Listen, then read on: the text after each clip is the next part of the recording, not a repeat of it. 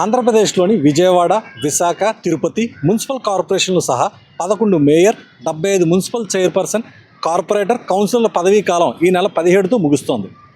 Municipal ఎన్నికలు నిర్వహించేందుకు ప్రభుత్వం ముందుకు రాలేదు. పదవీకాలం ముగియడానికి ముందే ఆ నగరపాలక సంస్థలు, మున్సిపాలిటీలకి ఎన్నికలు నిర్వహించే విషయమై రాష్ట్ర ఎన్నికల కమిషనర్ నీలం సాహ్ని గత ఏడాది సెప్టెంబర్లోనే రాష్ట్ర ప్రభుత్వానికి లేఖ రాశారు. అయితే రిజర్వేషన్ల ఖరారు, ఎన్నికల ఏర్పాట్లు వంటి ప్రభుత్వ యంత్రాంగం ఆధ్వర్యంలో కొనసాగాల్సి ఉండగా రాష్ట్ర ప్రభుత్వం ఆ ప్రక్రియ చేపట్టలేదు. దీంతో పాలకవర్గాల పదవీకాలం ముగియనున్న 11 కార్పొరేషన్లు, 75 మున్సిపాలిటీలు, నగర పంచాయతీలకు ప్రత్యేక అధికారులను నియమిస్తూ రాష్ట్ర ప్రభుత్వం మంగళవారం ఉత్తర్వులు జారీ చేసింది. అలాగే పిఠాపురం, జగ్గయ్యపేట మున్సిపాలిటీల స్థాయిని పెంచింది. ప్రస్తుతం గ్రేడ్ 2 స్థాయి మున్సిపాలిటీలుగా ఉన్న వాటిని స్పెషల్ గ్రేడ్ మున్సిపాలిటీలుగా అప్గ్రేడ్ చేసింది. కాకినాడ నగర కార్పొరేషన్లో ప్రత్యేక అధికారుల పాలనను ఈ నెల 16 నుంచి మరో 6 నెలల పాటు పొడిగించింది.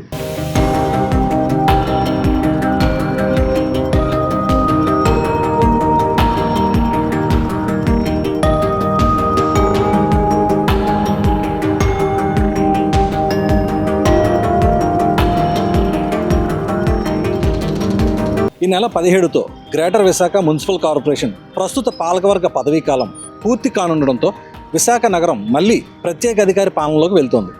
ప్రభుత్వం కలెక్టర్ ఎంఎన్ హరీంద్ర ప్రసాద్ను జీవీఎంసీ ప్రత్యేక అధికారిగా నియమిస్తూ ఉత్తర్వులు జారీ చేసింది. దీంతో కార్పొరేషన్లో ఇక కలెక్టర్ మార్క్ పాలన మొదలు కానుంది. తదుపరి ఎన్నికలు జరిగే వరకు కలెక్టర్ కంట్రోల్లోనే జీవీఎంసీ ఉండనుంది. 2021లో మొదలైన ఈ పాలకవర్గ ప్రయాణం ఎన్నో మలుపులు తిరిగింది. 2021 ఏప్రిల్ నుంచి 2025 ఏప్రిల్ వరకు వైఎస్ఆర్సీపీకి చెందిన గొలగాని హరివెంకట కుమారి మేయర్గా బాధ్యతలు నిర్వహించారు. ఆ సమయంలో జియాని శ్రీధర్, కట్టమూరు సతీష్ డిప్యూటీ మేయర్లుగా వ్యవహరించారు. ఆ తరువాత చోటు చేసుకున్న రాజకీయ పరిణామాల నేపథ్యంలో బీసీ కులానికి చెందిన గొలగాని హరివెంకట కుమారిని మేయర్గా, డిప్యూటీ మేయర్గా జియాని శ్రీధర్ను తప్పించారు. ఈ నేపథ్యంలో గత ఏడాది ఏప్రిల్ 28న మేయర్గా పేలా శ్రీనివాసరావు, డిప్యూటీ మేయర్గా దల్లి గోవిందరెడ్డి బాధ్యతలు చేపట్టగా కట్టమూరు సతీష్ మరో డిప్యూటీ మేయర్గా కొనసాగుతున్నారు. వీరందరి పదవీకాలం ఈ నెల 17తో పూర్తి కానుంది. మళ్ళీ రాష్ట్రంలో స్థానిక సంస్థలకి, మున్సిపల్ కార్పొరేషన్స్కి, మున్సిపాలిటీలకి ప్రత్యేక అధికారుల పరిపాలన ప్రారంభమైంది. చంద్రబాబు నాయుడు గారికి లోకల్ బాడీ ఎలక్షన్స్ అంటే చాలా ఎలర్జీ. విత్ ఇన్ టైంలో ఎలక్షన్స్ పెట్టాలి కదా. ఈ రోజుకి కాలపరిమితి ముగుస్తుందని తెలుసు. ఎలక్షన్ కమిషన్కి అప్రోచ్ అవ్వాలి, వెంటనే ఎలక్షన్స్ పెట్టాలి. కానీ చంద్రబాబు నాయుడు గారు ఆయన గెలుస్తారు అనుకుంటేనే ఎలక్షన్స్ పెడతారు, ఆయన ఓడిపోతారు అనుకుంటే లోకల్ బాడీ ఎలక్షన్స్ పెట్టరు. గతంలో కూడా చాలాసార్లు ఇది నిరూపితమైంది. మేము కోరేది ఏంటంటే విశాఖ నగర ప్రజలుగా ఎలక్షన్స్ పెట్టండి. ఎలక్షన్స్ పెట్టి ప్రజల ఆమోదం తీసుకోండి.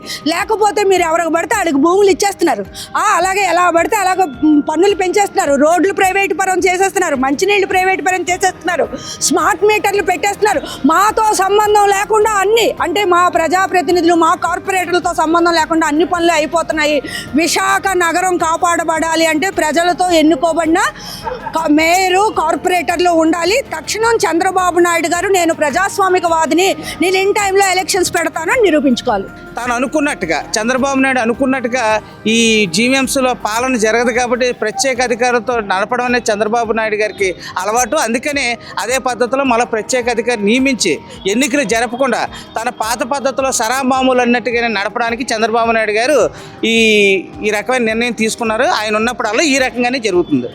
ఆ ఎన్నికలు ఎందుకు చంద్రబాబు నాయుడు పెట్టట్లేదంటే ఓన్లీ రేపు ఆయనకు అధికారం ముఖ్యమంత్రి కావాలంటే ఎమ్మెల్యే ఎన్నికల్లోనే మళ్ళీ ఎమ్మెల్యే ఆవే జరగాలి కాబట్టి ఆ నియోజకవర్గంలో ఇది ఉంటే ఉపయోగపడుతుందనే ఆలోచనతో ఈ కార్పొరేషన్ ఎన్నికలను పెట్టట్లేదు. కార్పొరేషన్ ఎన్నికలు పెట్టినప్పుడు ప్రజలు ఎందుకంటే వ్యక్తిగతంగా ఎవరైతే మంచి వ్యక్తి పర్లేదు పనిచేస్తాడు అనుకుంటే అక్కడ పార్టీలనే చూడరు, వ్యక్తులనే చూస్తారు. కాబట్టి కార్పొరేషన్ ఎన్నికల్లోనే అది టీడీపీయా, జనసేన లేదా వైసీపీయా, ఇండిపెండెంట్ అభ్యర్థి ఎవరున్నప్పటికి కూడా దాన్ని ఓటేసి వాళ్ళు గెలిపించుకుంటారు.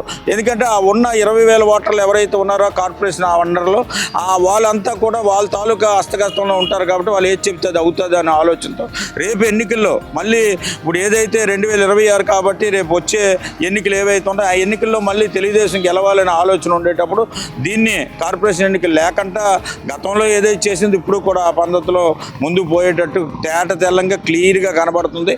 విశాఖ మున్సిపల్ కార్పొరేషన్ తొలి మేయర్గా బీజేపీకి చెందిన ఎన్ఎస్ఎన్ రెడ్డి పీఠం అధిష్ఠించారు. ఆయన 1981 నుంచి 1986 వరకు నగర ప్రథమ పౌరుడిగా బాధ్యతలు నిర్వహించారు. ఆ తర్వాత 1987లో జరిగిన ఎన్నికల్లో టీడీపీకి చెందిన డివి సుబ్బారావు మేయర్గా ఎన్నికై 1992 వరకు కొనసాగారు.